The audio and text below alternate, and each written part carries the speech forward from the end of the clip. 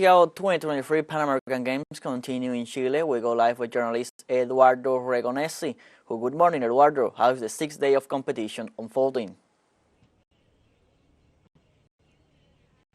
Hello, good morning. How are you? We're here live at the Santiago National Stadium. What it was a very cold and rainy morning today, but full with several sports. Let's do a quick recap of how things are going so far in the scoreboard. Especially United States is leading with 24 gold medals, 51 overall, followed by Mexico with 10 gold medals. Mexico doing very, very well in what it is taekwondo discipline, and also diving.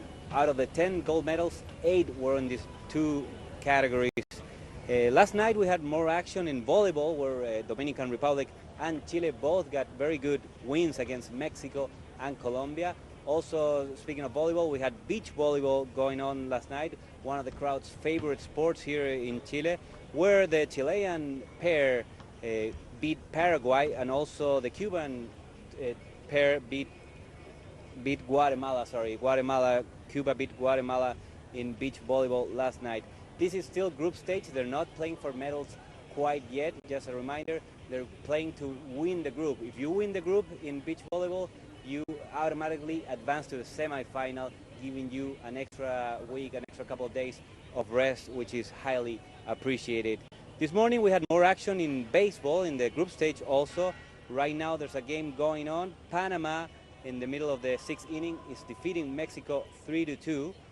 Later on this afternoon, we're also going to be covering 3v3 basketball here in Santiago. The games are going to be Chile-Venezuela in the men's side and Colombia versus Puerto Rico on the women's side. Also today, another very popular sport, that's football. Male football is going to be happening in the cities of Viña del Mar and Valparaíso, with the games between United States against Brazil being one of the main ones, and Chile versus Mexico closing the evening tonight. Another important sport that's starting, it's tennis. Tennis, let's remind everybody that tennis gives, apart from the medals, the tennis players that win here in Santiago are going to qualify to the Olympic Games 2024 in Paris.